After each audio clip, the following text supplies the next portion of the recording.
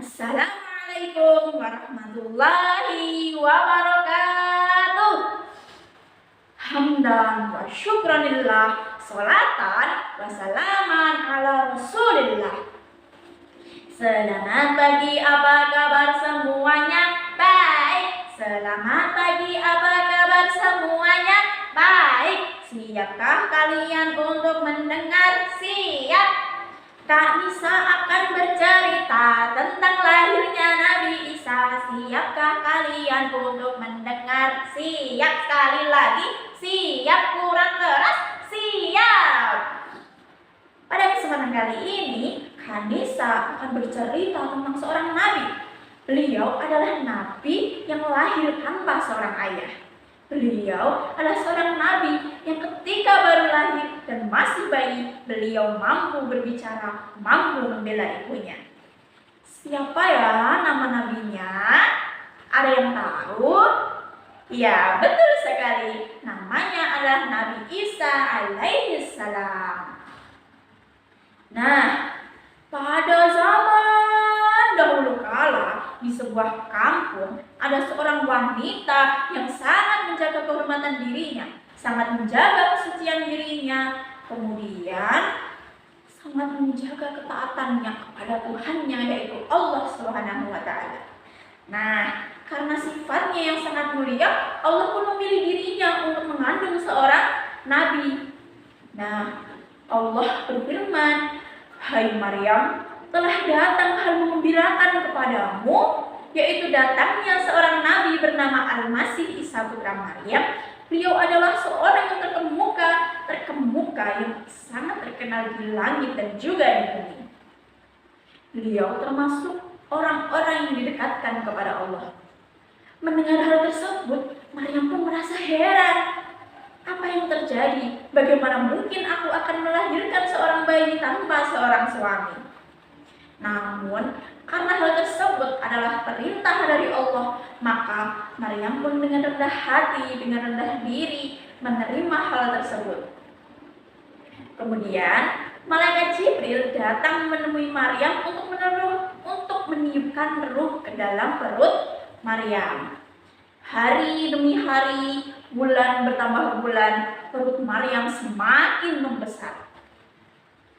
Karena mengandung tanpa seorang suami, Maryam pun merasa malu. Kemudian dengan perutnya yang semakin membesar, Maryam pun pergi menjauh dari kampungnya.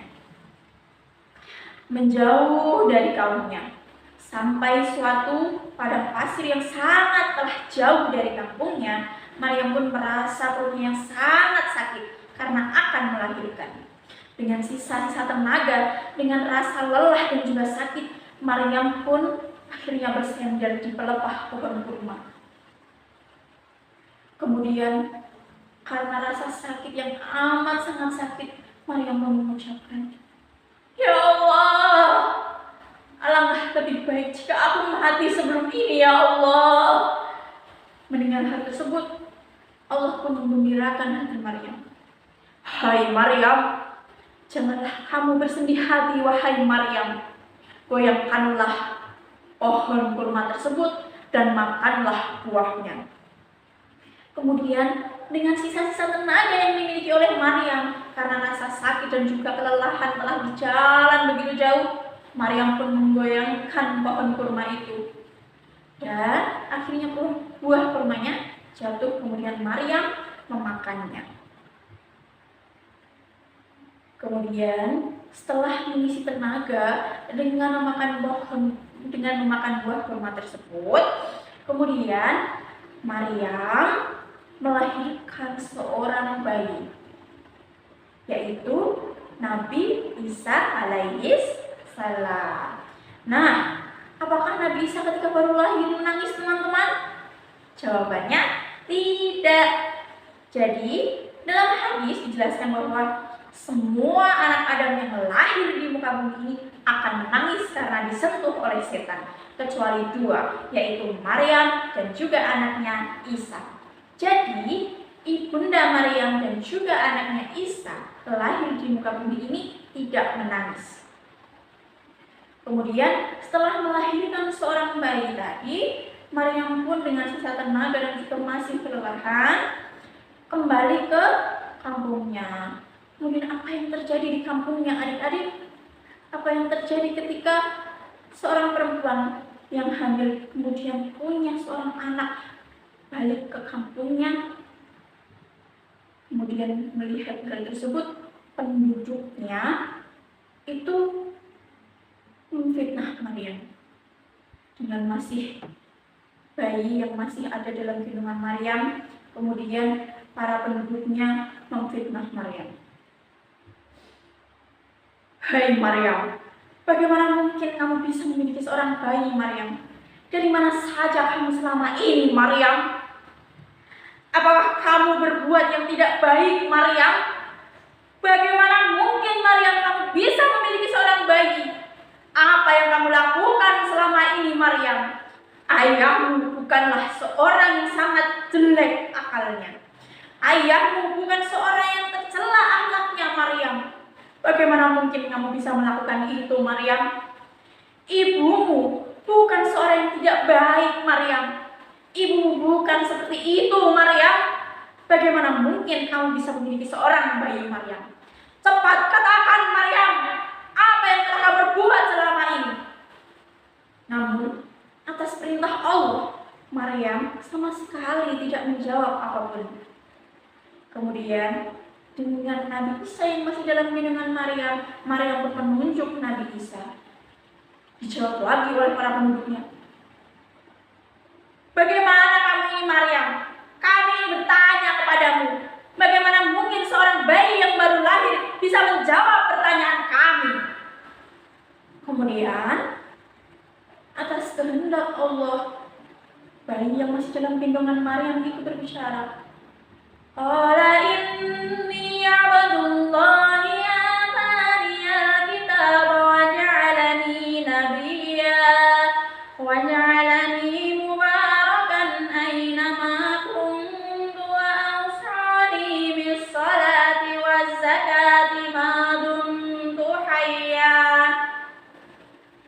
Aku ini adalah seorang nabi yang diberikan kitab Injil yang telah dipilih oleh Allah untuk menjadi seorang nabi.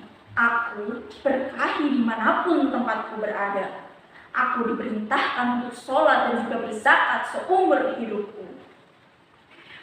Mendengar hal tersebut, para penduduknya merasa terheran-heran. Bagaimana mungkin seorang bayi yang baru lahir bisa mengerti apa mau ibunya, bisa mengerti apa yang telah difitnahkan para penduduk kaumnya kepada ibunya.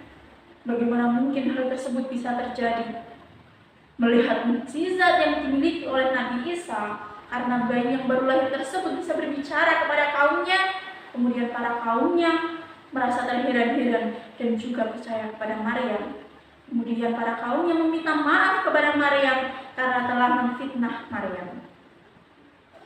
Nah, karena kisah tersebut, kira-kira adakah hikmah yang bisa adik-adik ambil? Yaitu ada berapa? Yang pertama, jadi kita harus beriman kepada Allah. Yang kedua, kita harus taat kepada apapun perintah Allah. Kemudian yang ketiga, kita tidak boleh memfitnah orang lain tanpa sebab, dan juga ketika kita belum tahu kebenarannya, kita tidak boleh memfitnah orang lain. Kemudian yang terakhir, seperti kata Nabi Isa, kita harus sholat dan juga berzakat seumur hidup kita. Begitu ya adik-adik. Karena adik-adik masih kecil, berarti siapa yang harus menanggung zakat adik-adik? Berarti orang tua. Nah, itu saja kisah dari Kak Nisa. Semoga Kak Nisa dan juga adik-adik bisa bertemu di kesempatan selanjutnya. Terima kasih atas kesempatan yang diberikan.